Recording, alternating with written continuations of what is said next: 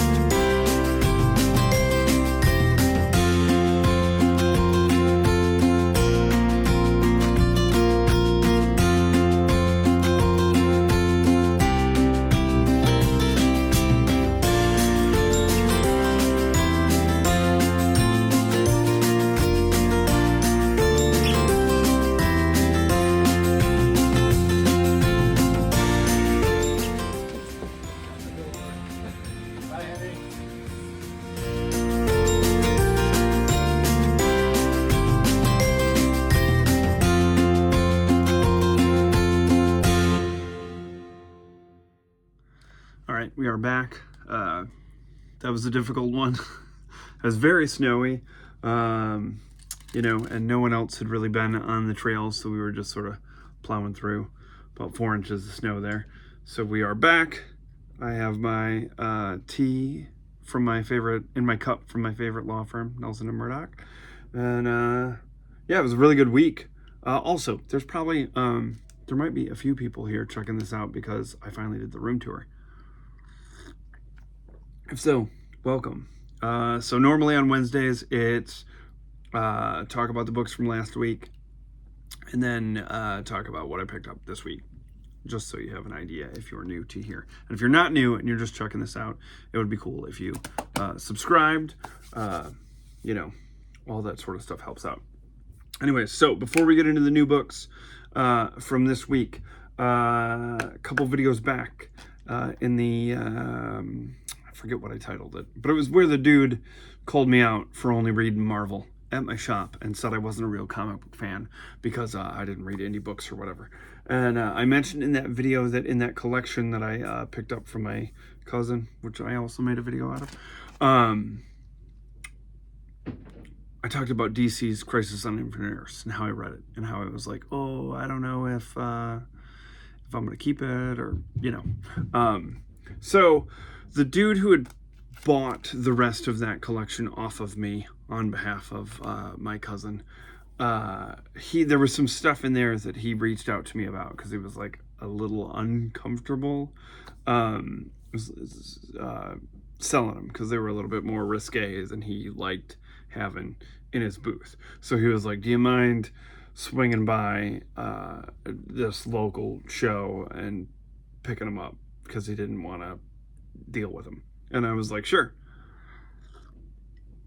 So I took the DC with me, the Crisis on Infinite Earths, and showed those to him and asked if he'd do a trade, which he was willing to, which was great because I got more than I anticipated. And so I was very excited to pick something up I grabbed this, an original Superman versus Spider-Man. I've never read this. I think in a couple months, I think it was in previews that there's going to be like a follow-up to this. And I pre-ordered that. And I know that they recently redid this, like but I was very excited to be able to get an original. So I'm looking forward to reading that. Plus, it's a part of comic book history. It's like the first ever crossover. I was like, oh man, I don't have much DC stuff in here, but I figured this was worthwhile in picking up. So I'm looking forward to reading that.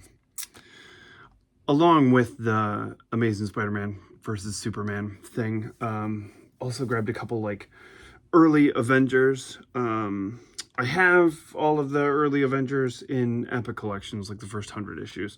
But if you watch the room tour, I talked about wanting to be able to put some other stuff up. So he had this great, like Avengers 63 or something like that, 47 maybe, I don't know. But it had Super Adaptoid on the cover and like all the Avengers during that team fighting the Super Adaptoid. And I really liked that cover, so I grabbed that. And then there was a like McFarlane Larson era Amazing Spider-Man that I picked up. So for me, trading DC Crisis on Infinite Earths for all of that stuff was well worth it. So before we get into last week's books, one I was most excited for was Avengers 800. I went into the store today because last night, as I was rereading this, to talk about it, to kind of make sure that I wasn't like stammering and stuttering over what this issue was about, the center page ripped out, and that is always a bummer, but my shop didn't have any more, so that was kind of a bum out. Either way, I will eventually track one down, but it sort of sucks because I enjoyed this book, but it was not worth $7.99. I've been really digging McKay's run, and this was kind of like, as far as anniversary issues go, not great. Like when compared to something like that. Like if this had been a normal $3.99 issue of Avengers, I would have been like, awesome. But $7.99 price tag to what basically amounted to a recap. Like the Avengers were basically just like, Kang was like, I'm gonna fight you, and the Avengers were like, yeah, but you're gonna lose because look at all the times that we've stood up to you in the last 34 issues. And it was kind of like this recap of McKay's run, which was nice because going into the conclusion of it, I now have a recap of the past 34 issues and don't have to go and read all of those. It just felt kind of weird. But it is what it is. It just sort of recapped that. And then I know the draw for some people, myself included, was the return of Brian Michael Bendis and Mark Bagley. And that was good because it's sort of, well, little guy's running around, just a hockey game on, he's all jazzed about it, and I'm trying to get up there to watch that with him. The Bendis and Bagley stuff was good, but it's sort of like, I don't know how to... Like, I really enjoyed Bendis's run, but I also completely understand people's issues with it. And those issues were apparent in that anniversary. You know what I mean? It's a lot of like there was a joke that was kind of going on. He's talking to me through the vents right now. There was a joke that was sort of going on that every single character repeated, which is like a Bendisism. And Thor really didn't talk in like the Shakespearean Thor dialogue. He was just like, hey. And I know that was always the thing, but I have a very soft spot for that event, Bendis Avengers era, and I really like when I look back at those events, Secret Invasion, House of M, Siege, like that time period, even like the fallout of those, actually, like it was the universe seemed really connected during that time period. Like the Avengers books were like driving a lot of the Marvel universe, and I liked that, and I have fond memories of that time period, so it was like visiting with old friends. So for as much as I'm like, oh, there was some stuff about it that I didn't like, I'm also like, oh, I got to see some old friends, and it's always nice to see Mark Bagley art and Bendis writing that group of Avengers is a lot of fun for me. So there you have it. Next up that I was most excited about was the return of our regular X-Men after the abysmal Age of Revelation. Uncanny is my favorite of the X line right now. And this was good. Like, that sounded like such a ringing endorsement. I'm not sold on this Mutina character. And I always think it's, even when I was a kid, like there was an issue in like 97, 98, post Operation Zero Tolerance, when the character Marrow moved into the mansion, and she went, like, Wolverine went to like teach her a lesson, and they wound up fighting, and she like beat Wolverine. And as a kid, I was like, no. And there's a little bit of that going on here, where it's like we're definitely being told how creepy this new character is, not necessarily being shown how creepy this character is. So I just have to go with it. But the big draw for me was it was a really Nightcrawler heavy issue, and David Marquez's art is fantastic, and Nightcrawler is my favorite. So, you know, he got to have some pretty cool moments, and I enjoy the relationship that he's in right now with the woman who lives in the town. So that was all aces for me. Let's see. Battle World. This wrapped up beautifully. If you go back and watch, or if you have been along for the entire ride, you know how much I enjoy alternate realities and that type of stuff, because, you know, it's all stakes. Like, you can do what, you know, like, you don't know what's, and this is what I mean. In the end of this, it's sort of like they kind of wrap everything up and convince the Michael Korvac character in this to like do some good. And so this ends with him going to the Days of Future Past Earth and stopping the Sentinels from killing that group of X-Men. And I thought it was such a fun, like, you end this story with the characters that we had, and then he pops off into this other Earth and like averts that destruction and kind of leaves it open-ended of like, oh. And so I would love to see a continuation. Like, Days of Future Past is obviously one of my favorite stories ever. I really like Christos Gage's writing and kind of setting up this, like, hey, that Korvac character went over to the Earth 811, you know, Days of Future Past thing, and sort of saved Wolverine and all those characters that died in that. What happens next? That is, as an X-Men fan, very enticing to me. Really dug Amazing Spider-Man Torn. If you are not reading this, definitely pick up the trade when it's available. Black Cat and Doctor Strange were good. And the last book that I picked up was Dungeons of Doom, which I was jazzed for, but it didn't, like, do that much. I don't know if I should have read the Red Hulk series during One World Under Doom, but this just sort of felt like, I don't know, it didn't really set up much that I was like that jazzed about. So there you have it. Those were last week's books. That End of Battle World was probably my favorite part of the week. So this week's books, and it was a big one. Okay. First up, a book that I had not pre-ordered, but grabbed the first issue off the shelves and loved the hell out of it. And the second issue set up what I hope is going to be a fantastic second issue, is Hulk Smash Everything #2. It is Hulk, who has been like blasted through time and lands in the time of dinosaurs. So you get Hulk fighting dinosaurs, and I'm like, yeah, I will pick that up every time. So I am jazzed to read that. The art was really good in the first issue. The story was super fun. I had picked up the Infernal. I read Immortal Hulk and was sort of like, oh, this is body horror or whatever.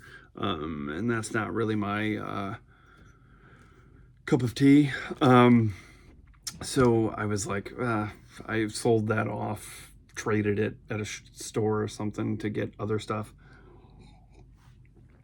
And wasn't going to get Infernal, but I heard really good things about Infernal, and the writer is now like Marvel exclusive, so I was like, oh, let me check it out. And I was like, I'm I mean, it was good, but it was not like, a lot of my thing is like, when it comes to new books, it's like, am I going to read it over and over again? And I'll keep it. If I'm not, it's going to get put into the Halloween trick-or-treat bins to go out at Halloween when I put the spinner rack out at the end of the driveway for the kids to go through when they grab candy. And that is where Infernal Hulk will wind up. But I was like, let me try this. And this is where my Hulk dollar is, my Hulk $3.99 is going to go to. Captain America #6. Okay, so I was like, if you go back, or if you've been following along, the first 5 issues of Zdarsky's run, I was like, I like it, but I am thrown off by the fact that they have Cap being revived and pulled out of the ice in a post 9/11 world. That threw me for a loop, being a long time reader. But the last week I went back and reread those 5 issues, just like fully understanding, like, okay, this is going to be a weird time scale slide thing because I am becoming a dinosaur and these things need to stay relevant for the up and coming TikTok generation, which I am all for, because we need people to pick up comic books. Obviously, it's why I take a 3-year-old with me to the store. So here we are. This is the first issue that is going to be set in present day, so I'm jazzed to read it. I went back, reread the first 5 issues, and absolutely loved them. Thought it was great. Like, 100% would recommend.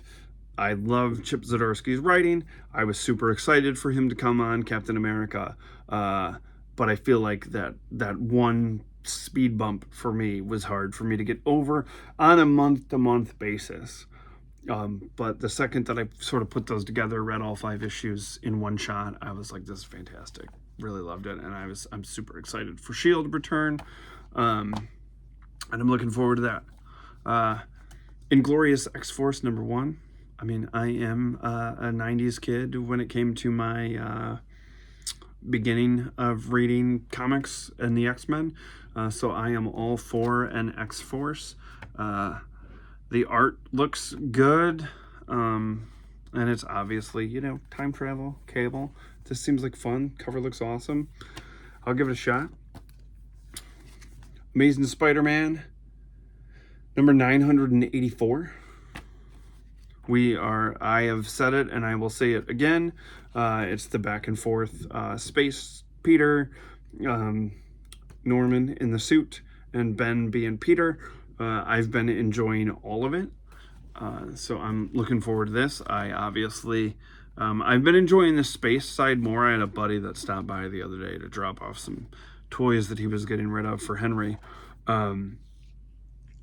and we were talking about Spider-Man, and he was like, oh, I really like the Norman Ben stuff, but I don't like the Peter and space stuff. And I was like, get out of my house. How dare you sully this area of my home with tales of telling me that you don't like the Pepe Larraz drawn, Joe Kelly written Spider-Man in space thing. I'm loving it. And I am equally loving Norman and Ben in the other half of that. Rogue #1. I am a sucker for X-Men books. I don't know if this is present day or if it's one of those, like, I'm hoping it's present. It has the, you know what? It has the Shadows of Tomorrow thing on it, so I'm guessing that it's present day, but I could be wrong, and I don't want this to be one of those things where, like, next week you see me and I'm like, I was wrong. I will admit it if I am, but I'm kind of hoping that this is present day. I enjoy the In Between the Raindrops miniseries, but I'm kind of hoping this one is present day. Daredevil and Punisher Devil's Trigger #3. Enjoyed the first 2 issues. Happy to have a Daredevil book on my pull list because I was not thrilled with the last run and dropped it. So just happy to have. I love Daredevil. The Punisher is one of those characters that I've never read. I think I read some of Fraction's War Journal around the time of Civil War, maybe, and there was a Marco Cicchetto drawn Greg Rucka written, I think it was Greg Rucka, written series in like the late 2000s that I enjoyed, but I have a weird, like, I don't really like, I've never really got, it's not that I don't like, I've never really gotten into solo Punisher books. I like the character when he pops up in other books, but it's not really my bag to like read a Punisher story. I mean, there's a lot to it. We can talk about some other time. Spider-Man and Wolverine, number 9. I thought this was a miniseries, but it's delightful and fun, and it harkens back to the days of the 90s, and Spider-Man and Wolverine teamed up. Art's looking a little rough in this one. Spider-Man and Wolverine teaming up is fun. So, you know, that's worth it. Psylocke Ninja, number 1. There's no Shadows of Tomorrow banner, so I'm going to guess this is one of those. It happens in the olden days. I love the olden days, so I'm all for this. I'm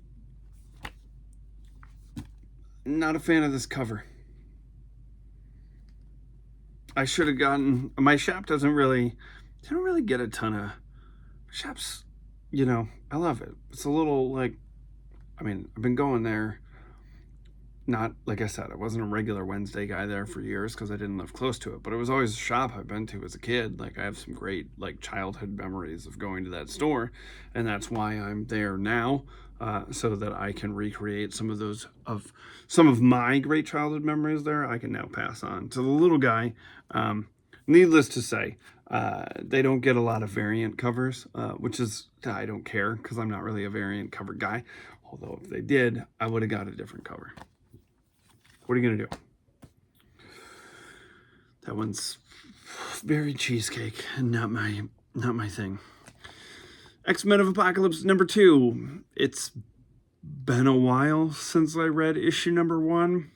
The thing I remember most about this is that this was announced basically at the same time as Age of Revelation, and there was another shop that I stopped in my area, and the guy at the counter, I was looking for some back issues. The guy at the counter was like, "Are you excited for Age of Revelation?" He's like, "It's kind of like the old Age of Apocalypse where they're like replacing all these titles with these, but it's like the anniversary." And I was just, the whole time I didn't want to get into it with him, but I was like, "You are mixing these two things. Like, this is a separate anniversary thing that has nothing to do with Age of Revelation, and Age of Revelation has nothing to do with the X-Men, or the Age of Apocalypse."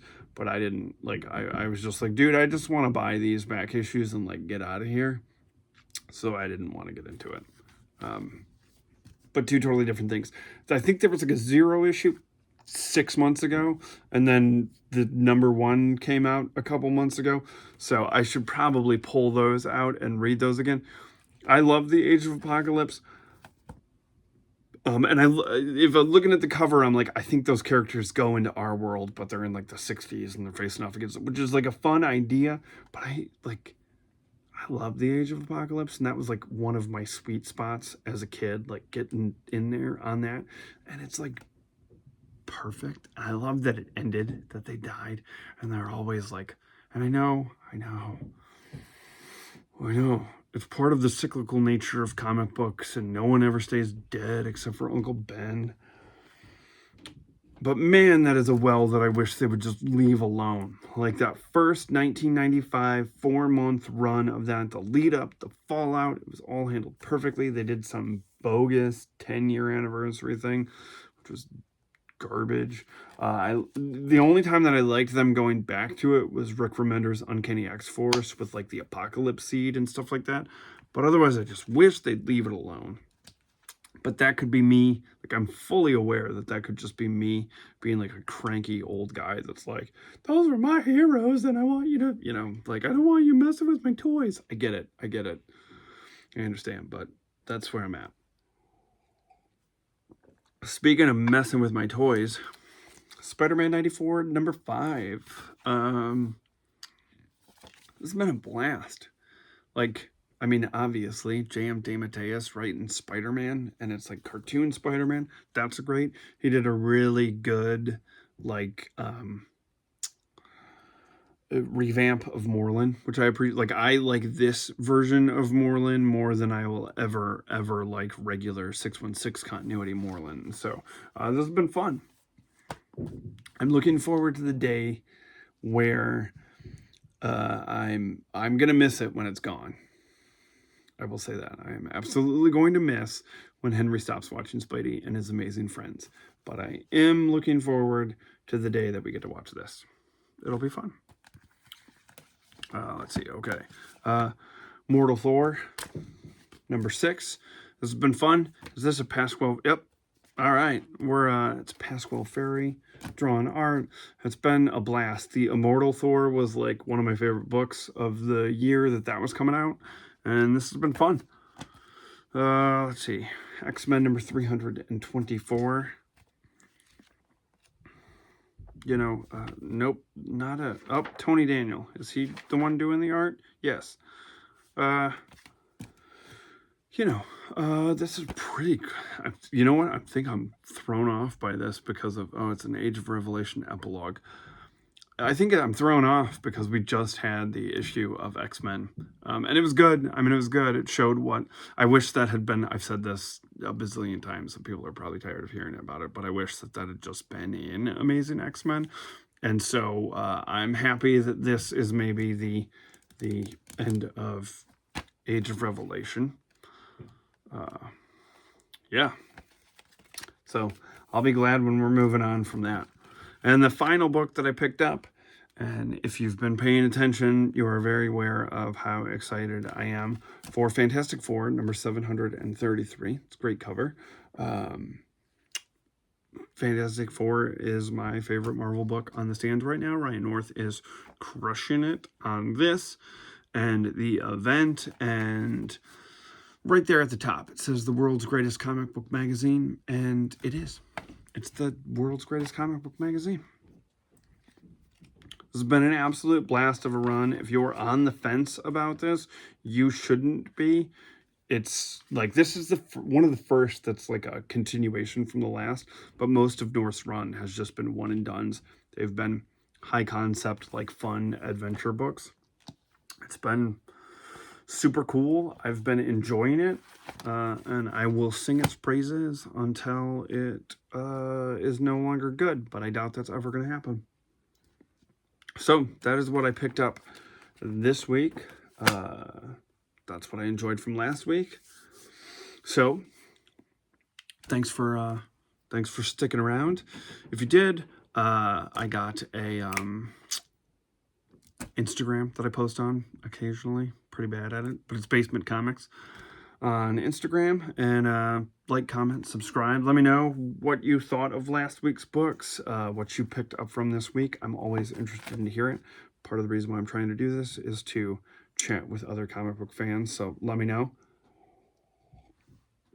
And if you didn't look at that room tour, you should. And if you're here from that, thanks for checking out the channel. I am usually this scatterbrained. So there we have it. I'll be back this weekend with a Corner Box Classics. A couple of good ones in that issue.